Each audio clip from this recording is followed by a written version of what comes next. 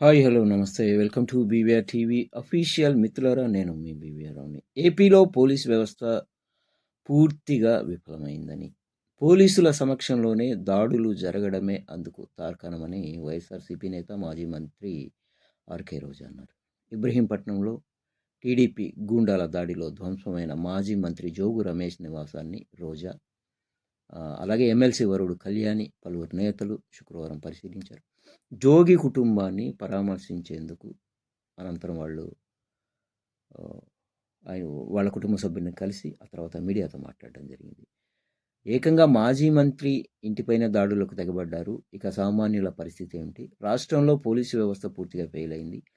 పోలీసుల సమక్షంలోనే దాడులకు తెగబడుతున్నారు. తిరుమల లడ్డూ ప్రసాదం గురించి చంద్రబాబు, పవన్ కళ్యాణ్ నీచంగా మాట్లాడారు. వాళ్ళ పార్టీకి వాళ్ళే సమాధి కట్టుకున్నారు.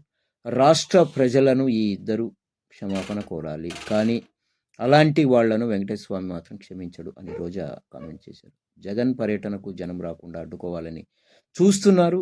కానీ జనం జగన్ వెంట ఉన్నారని వాళ్ళు గుర్తించాలి అని రోజా హెచ్చరిస్తున్నారు. ఏపీలో ఇలాంటి పరిస్థితి ఎన్నడూ చూడలేదని ఎమ్మెల్సీ వర్రు కళ్యాణి అన్నారు.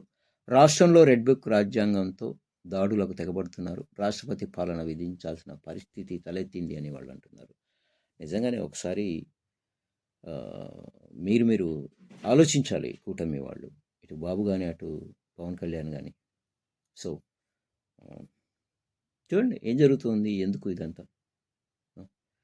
నిజంగా మీరు ఏ తప్పు చేయట్లేదా? ప్రజలే తిరగబడుతున్నారా? తిరుమల లడ్డీలో కల్తీ జరిగిందా నిజంగానే?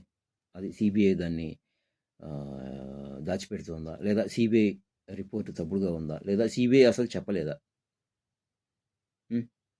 అప్పుడు పంది కొవ్వు అన్నారు. ఇంకేదో కొవ్వు, ఫ్యాట్ అది ఇది అని మాట్లాడి ఇప్పుడేమో ఈడబుల్ ఆయిల్స్ ఏదో కలిసినట్టుంది ఆ నెయ్యిలో అన్నట్టు పవన్ కళ్యాణ్ గారు మాట్లాడుతున్నారు. ఇంకెన్ని మాటలు మారుస్తారు?